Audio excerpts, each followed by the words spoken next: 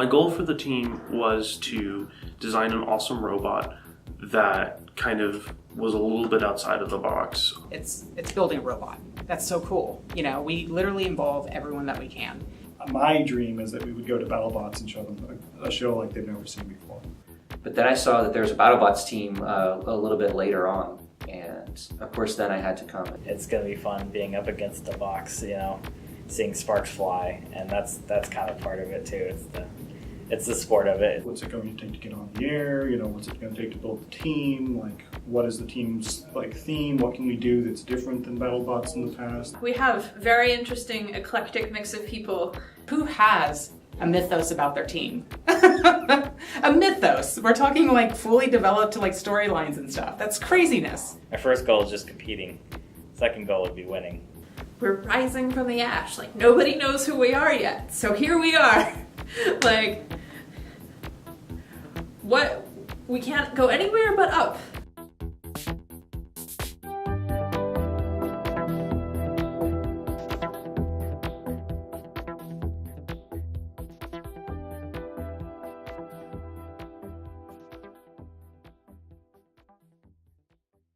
We're Pegasus Rising. We're based out of the Dallas Makerspace, and we're building a robot for BattleBots Season 3 and any other combat robot competition out there.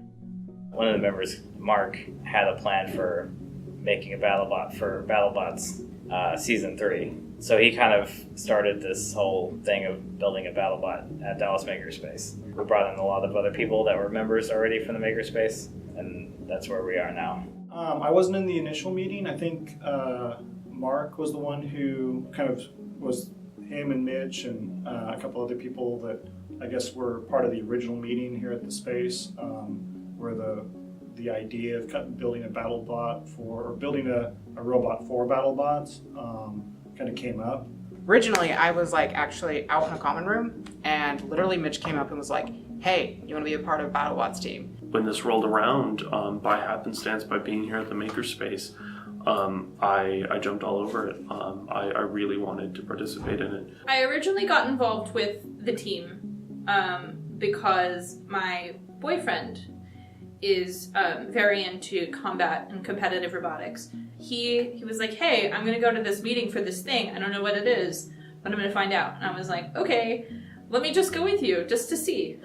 And it turned out that I was like, "Oh, there actually might be a place for me here." Quickly cobbled together a couple of other people for both copywriting and videography and all of this. Having the team here at the Dallas Makerspace, we wanted to include some of the people who weren't as robotically inclined, such as myself.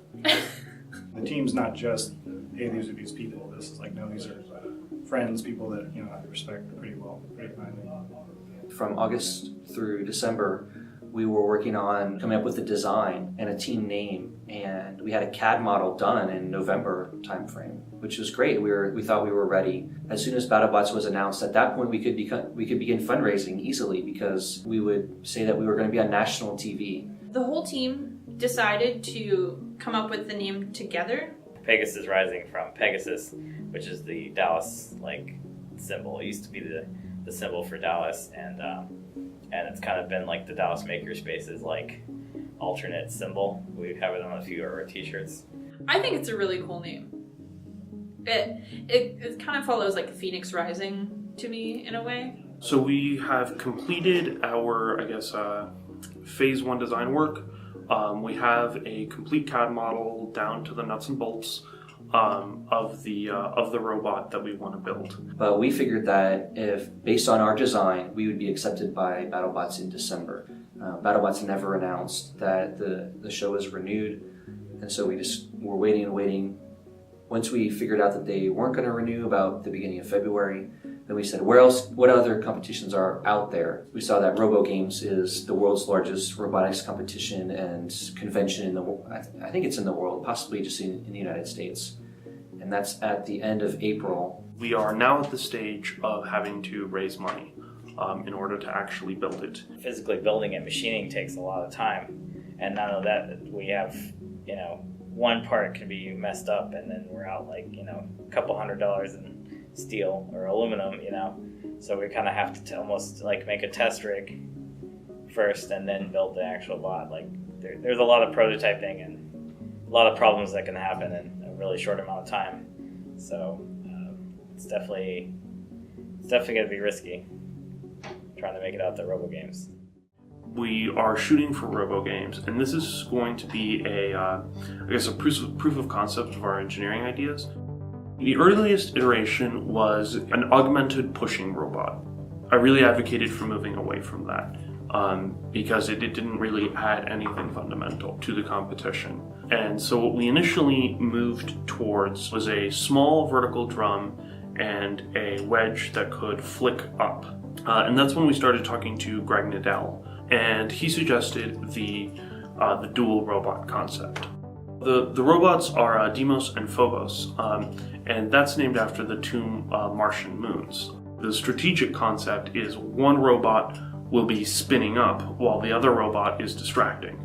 And then once the robot that has had enough time to spin up is really at high kinetic energies, it can go in and wreck the opposing robot. Our whole robot's designed around hitting hard. The vertical drum is a cylinder that has either 2 teeth or multiple teeth on it that is going to be spinning vertically at a very high RPM. Our vertical drum has a comical amount of kinetic energy potential, over 100,000 joules of kinetic energy potential. We want to get it up to that power and hit the other guy with it and see what happens. We have 3 core innovations. We would want to see all 3 core innovations showing themselves at their maximum potential. One is the unibody armor concept. Our armor body is shock mounted to the frame of the robot and is able to move a little bit independently. So we would want to be able to take a really strong hit, a hit that by anyone's estimation should put our robot out of action. But our robot keeps going. That's the first thing. In the perfect fight, that's the first thing that would happen. The second thing that would happen is our drivetrain would work the way we expect it to. We've again gone with a novel drivetrain design. Instead of having the traditional 2-wheel drivetrain that you see on most vertical drum spinners, we've got a 3-wheel system. So we have 2 front wheels on the very tip, actually just in front of the axle of the vertical drum. The gyroscopic precession that tilts the robot when you've got your vertical drums spinning, by having that wheel up at the very tip, we should be able to control the robot still while it's processing. So that's we want to make sure that works. We also have an omni wheel in the back of the robot. The reason we've done this is so that when we're accelerating in a straight line, we're able to take full advantage of our normal force. So when we're in a pushing match directly with another robot, that's a traditional 4-wheel drive, we want to see our robot hold its own. High energy impacts, 2 robots, that opens a lot of potential up for new strategies, new ways to attack. The hope is the other guy will go kaboom, not us go kaboom. But one of the 2 is going to happen. So it's going to be interesting no matter what. So we're kind of like 2 teams rolled into one. It's like we're the media group and the combat engineering group. And the media group, our focus is to make sure that the robot gets seen. Like that is the thing. It's seen, it's engaging, it's interesting, and it's fun. We have to take into account the aesthetics and not just make something that by the numbers gets the job done.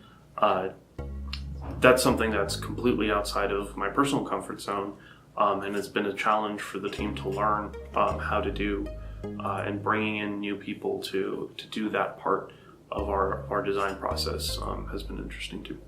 Where the creative side comes in is really kind of fill in all the back elements, everything else that's not the robot itself. When it comes down to what should the robot look like, what should we look like, what should we act like? We're going on to the idea was we're going to a national television program. So, we need to kind of act the part, essentially. The robot itself, is interesting because it's pulling its entire design, other than the technicals, from the mythos that we've already began to create, which is this interesting, we are the future on this Martian world. The robots look a lot like continuous miners that are actually used in real coal mining. And continuous miners are a big hunk of steel that has a giant hydraulic blade that's spinning, destroying the rock face in front of them.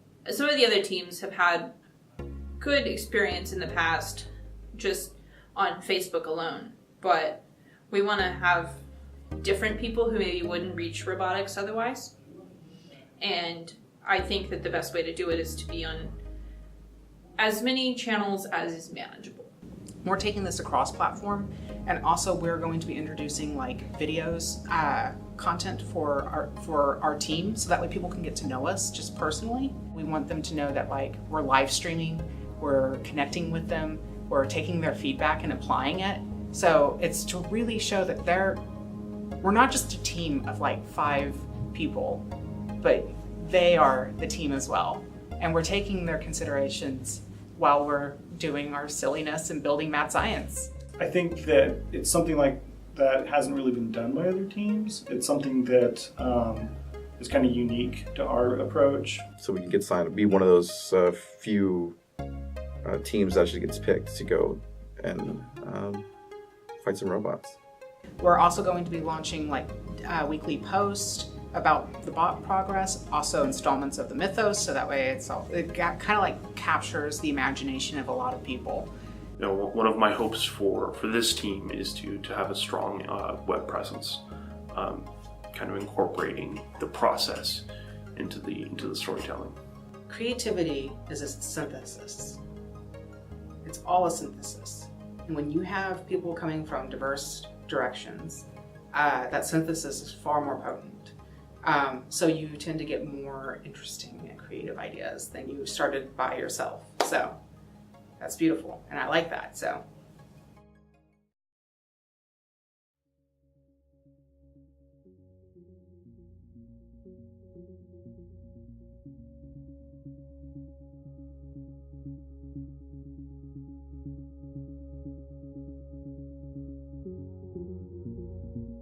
So we had a meeting where we kind of went over what the fundraising situation was for the team. We weren't able to raise the money we needed to. Fundraising didn't really go very well. We had 20 to 40 companies each, and I contacted I think I contacted 27 on my list. I think I had 40 on my list. So it took several hours to contact all these companies, and I received I think 4 emails back. 3 of them said no, and 1 of them said wait. And I know Morgan had a similar response. She got several no's. We got a bunch of resounding no's. We got a lot of no's. We got a lot of no responses. Not at this time kind of responses. I think we kind of took a shotgun approach to fundraising, which is like, just pound pavement, knock on doors. You get doors slammed in your face a lot of times.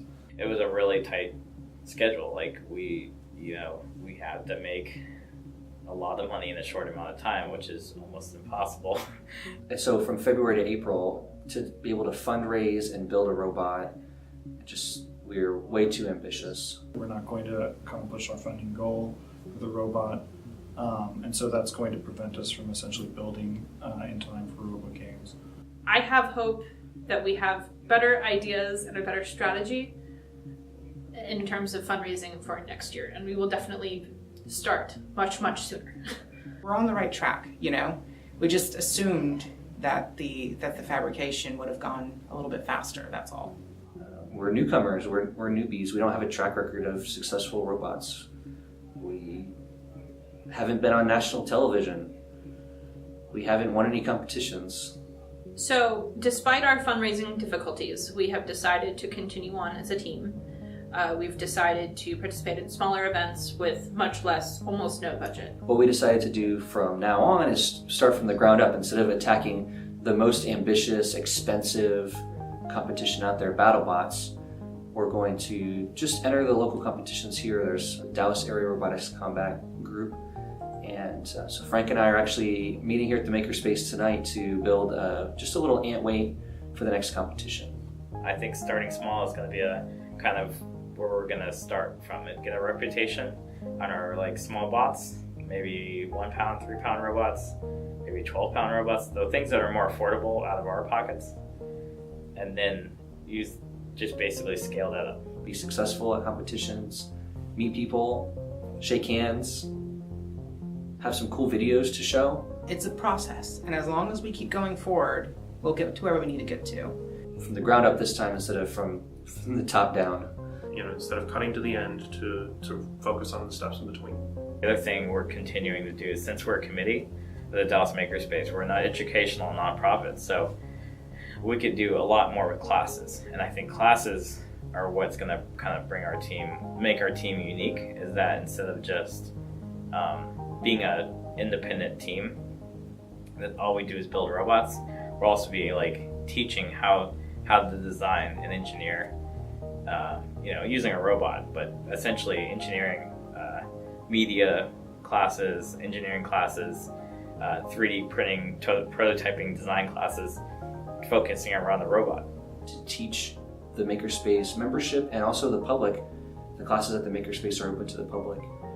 Teach them about your committee, about your expertise. I mean, the goal of our entire team is not just to be a part of combat robotics or even just part of a BattleBots or even robo games or anything like that. It's our main focus is to educate.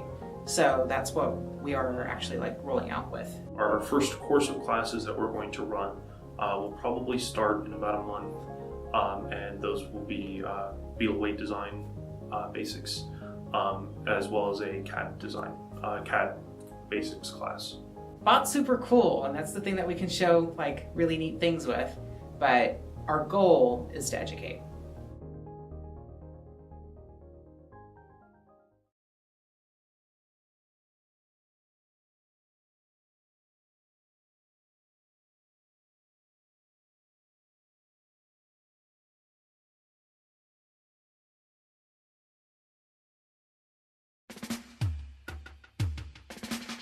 This is Robot Rebellion version 1.0. Well, Dallas Area Robot Combat is hosting its first ever robot competition, Robot Rebellion 1.0, named after the old Robot Rebellion events that were run by Southwestern Alliance of Robotic Combat.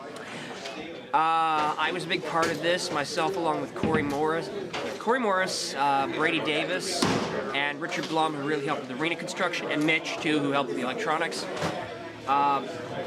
We all worked together, we all got the arena together, we all got this event going. It's just a satisfying feeling, you know, when you finally get there and you finally get to that point. It's like, dude, you've reached the climax of where you're gonna be at. Are you ready? Okay. I have a really crappy robot and a really good robot. The really crappy robot is called Top Gun. It's a 1 pound ant weight robot. Ant weights are 1 pound, beetle weights are 3 pounds. This nice little robot called Hailstone is a beautiful beetle weight machine. It is whatchamacallit. So that means we're doing, it's a double-sided wedge. Essentially it should work. Test fittings.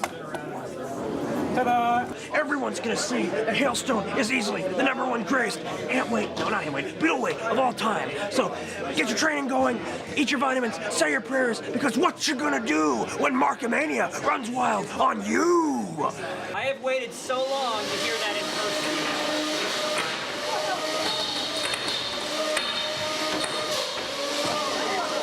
Oh my God, we have pieces flying all over the arena. We have bot parts, we have wheel parts, we have foam.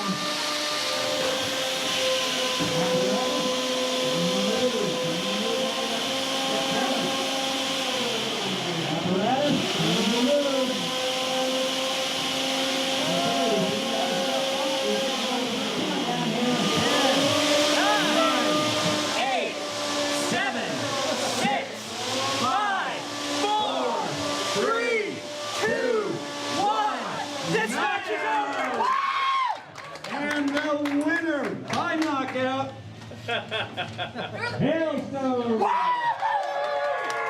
After BattleBots went off the air, they had to find a way to make the sport accessible. So they had local competitions like Dark Robot Rebellion to draw people in and whatnot. and by drawing them in, they were able to, you know, later move them on. Some of the people ended up going to robo games and whatnot, and some people went to BattleBots. A lot of my projects are just small personal projects, and this kind of fits within that range. I don't have to, I don't know, like, I like the team dynamic of having a large team, but like, you know, it's an exponential thing. Like, this is definitely a really low barrier to entry. You learn strategy, driving strategy, about weapons, physics, you know, RC control, like proportionate control. There's a lot of things that you can learn from a small ant weight that translates into a bigger robot.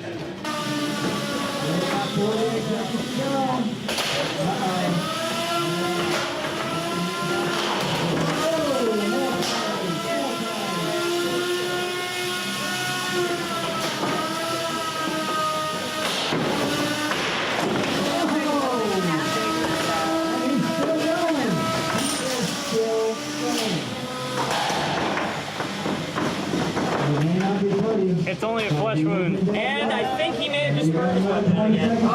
Yes! He's smoking! Yes! Count! 10, 9, 8, 7, 6, 5, 4, 3, 2, 1.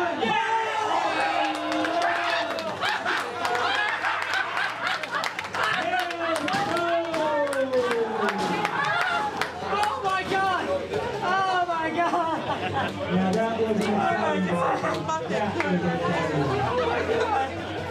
Well, all journeys have to end at some point. Hailstone's journey isn't over yet. I'm just gonna repair the motors, get new motor mounts, new tires, probably a new wedge mount or something, or maybe I'll just Loctite that in. But Hailstone's far from being dead. Far from being dead, that's for sure. Next one will probably be in June. I may either go to Seattle for Seattle Bot Bash, or for whatever the next event is here. I think it's going to be Texas Cup. Whatever it is, I'll be ready to jump right into the thick of the fray and do what must be done. Well, good job today. Hey, thanks. Appreciate it. 2, 1, kill each other.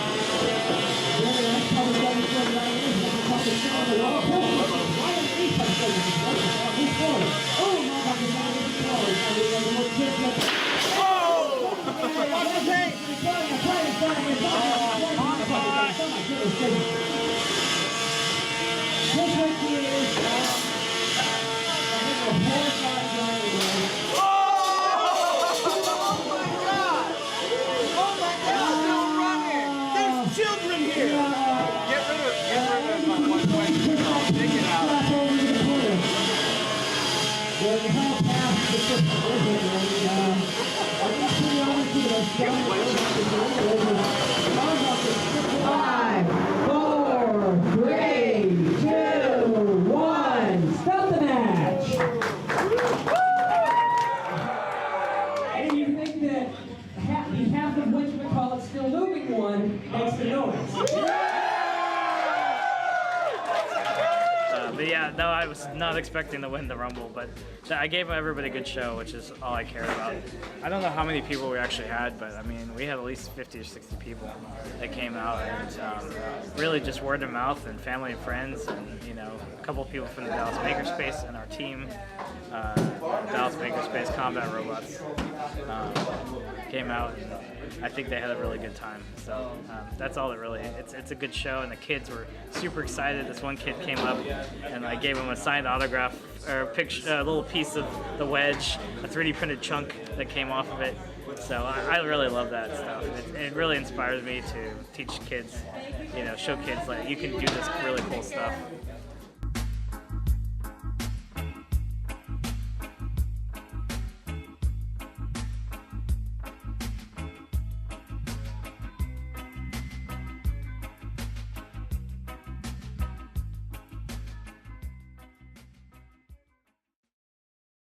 We want to build a team. We want to build a lasting community here in Dallas, and specifically at the Dallas Makerspace, build these robots and to compete and to discover new things and to break stuff.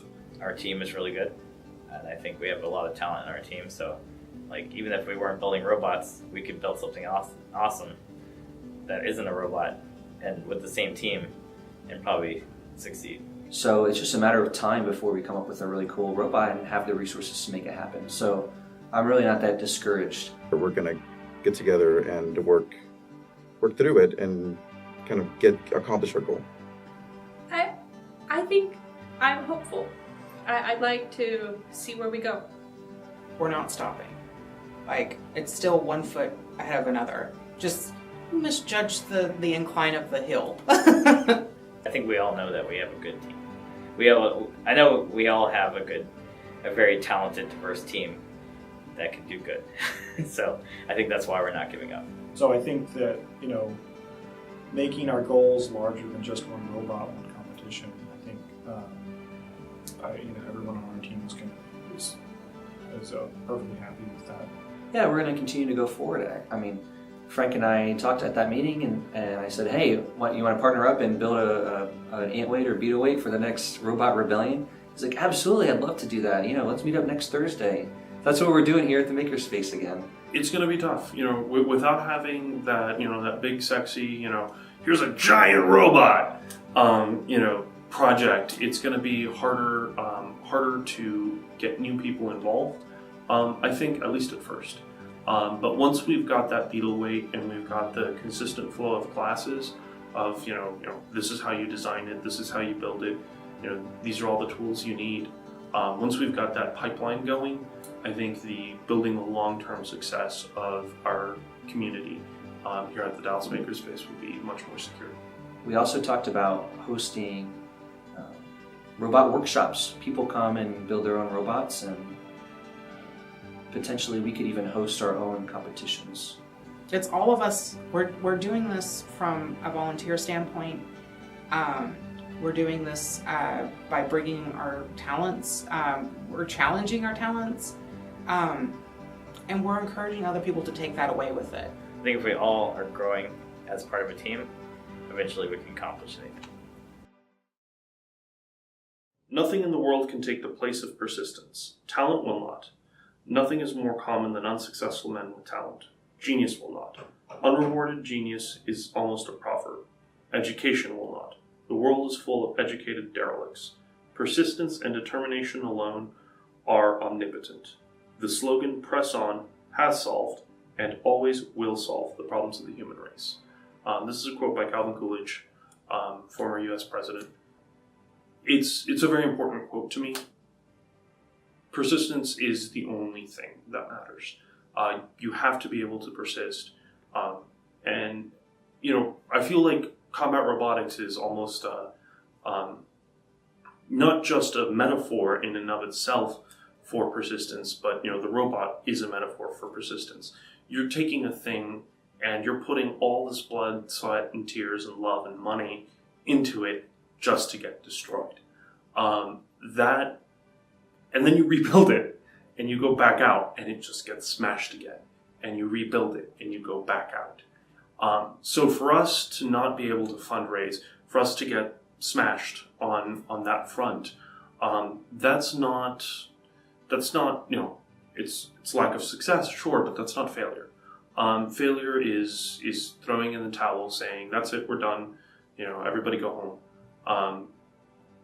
We believe in persistence. We're trying to build a robot that's going to go out and get destroyed.